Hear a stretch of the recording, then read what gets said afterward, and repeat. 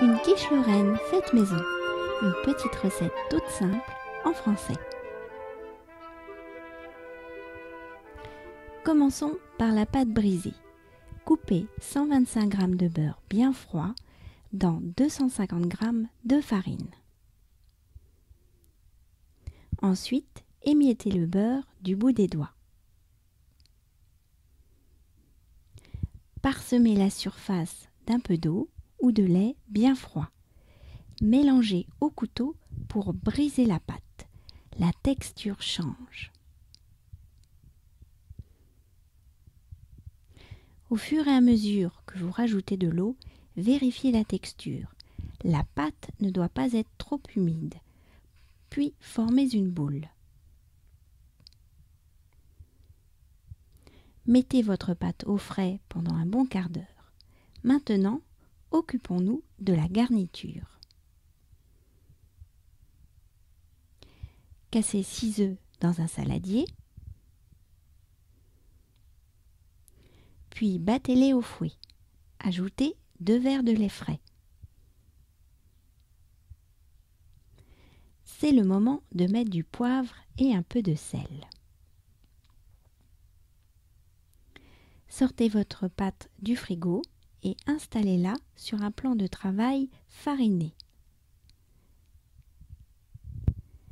Étalez la pâte à l'aide d'un rouleau à pâtisserie.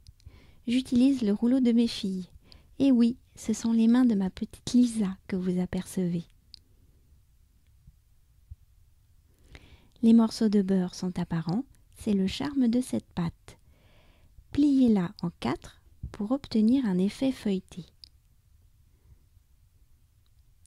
Puis, étalez-la à nouveau. Lisa parsème la pâte de farine pour qu'elle glisse bien sous le rouleau à pâtisserie.